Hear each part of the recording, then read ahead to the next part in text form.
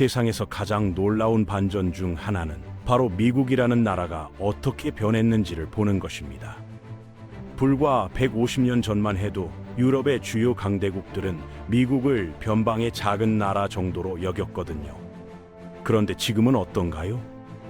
전 세계 누구나 인정하는 유일무이한 초강대국이 되었죠. 과연 이런 극적인 변화가 어떻게 일어날 수 있었을까요? 그리고 정말로 미국의 패권 시대가 영원히 지속될 수 있을까요? 오늘은 이 흥미진진한 역사의 뒤편 이야기를 함께 들여다보겠습니다.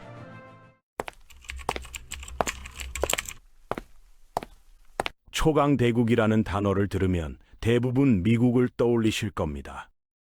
그런데 재미있는 사실은 초강대국을 정의하는 명확한 기준이 실제로는 존재하지 않는다는 점이죠. GDP가 얼마나 되어야 하는지, 군대 규모가 어느 정도는 되어야 하는지, 동맹국이 몇 개나 있어야 하는지에 대한 구체적인 숫자는 없거든요. 결국은 다른 나라들이 그 나라를 어떻게 바라보느냐가 가장 중요한 척도가 됩니다. 만약 세계 각국이 한 나라를 초강대국으로 인정한다면 그 나라는 실질적으로 초강대국인 셈이죠. 하지만 그렇다고 해서 초강대국의 특징이 전혀 없는 건 아닙니다. 역사를 살펴보면 초강대국들이 공통적으로 갖고 있는 몇 가지 핵심 요소들이 있어요. 가장 중요한 것은 압도적인 군사력입니다. 초강대국은 자국 영토를 넘어서 전 세계 어디든지 군사력을 투사할 수 있는 능력을 가져야 합니다.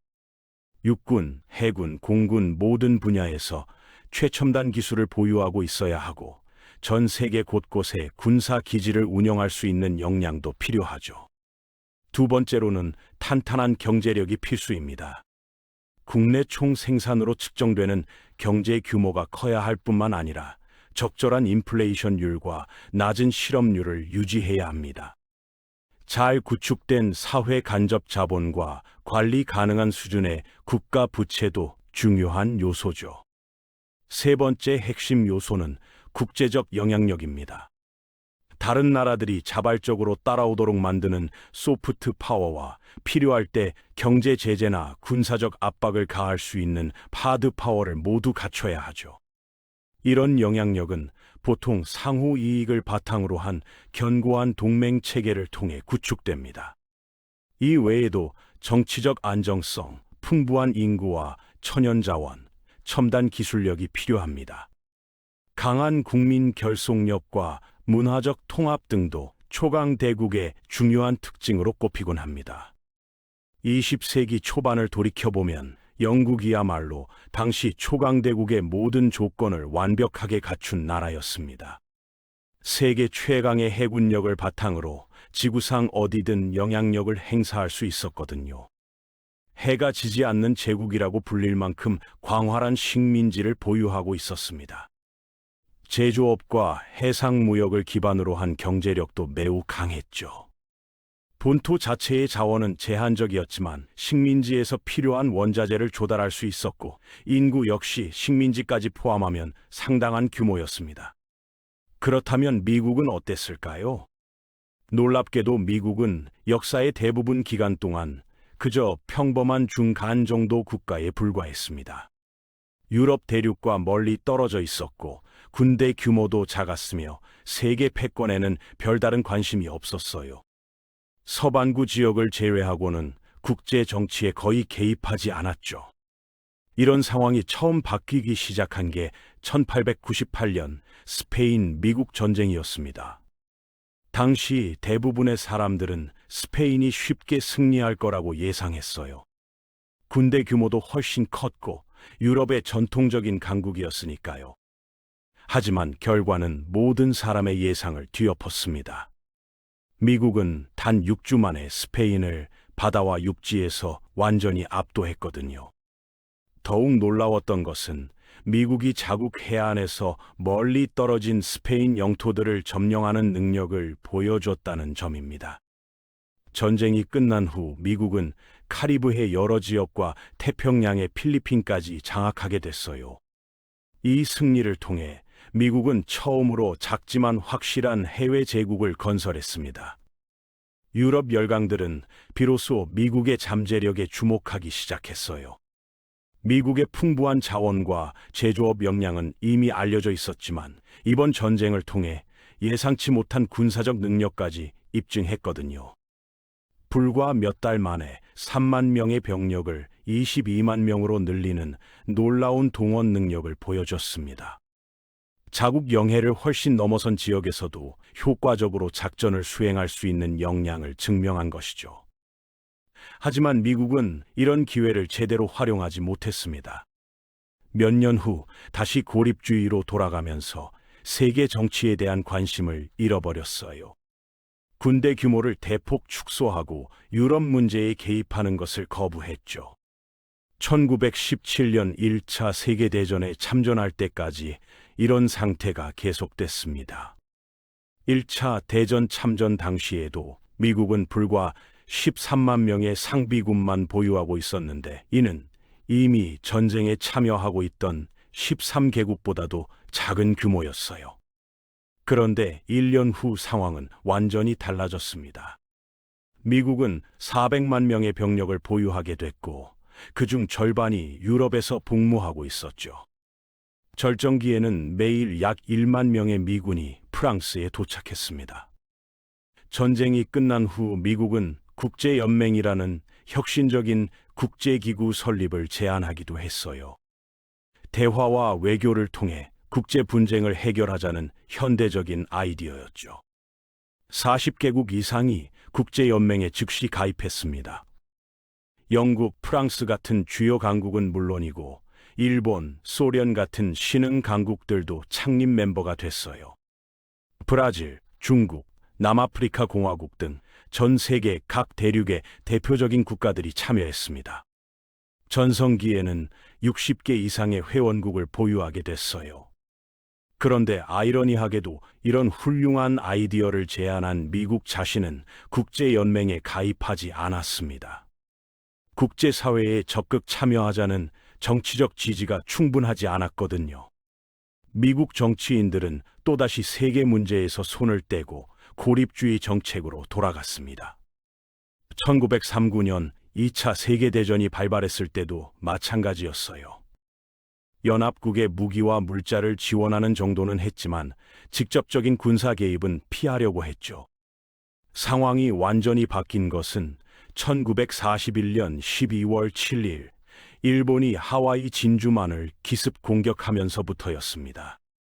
일본은 수십 년간 아시아의 패권을 꿈꾸며 성장해온 신흥 강국이었어요. 서구 열강을 아시아에서 몰아내고 아시아 민족들을 해방시키겠다는 명분을 내세웠습니다. 하지만 실제로는 자신들의 제국을 건설하려는 야욕이 더 컸죠. 문제는 제국 건설에 필요한 천연 자원이 부족했다는 점이었습니다. 그래서 무력으로라도 자원을 확보해야 한다고 판단했고 이 과정에서 일본의 팽창주의에 반대하는 미국과 충돌하게 됐어요. 일본 지도부 대부분은 미국을 전쟁 의지가 부족한 약한 나라로 봤습니다. 해군에 한 번만 타격을 가하면 미국이 항복할 거라고 생각했죠.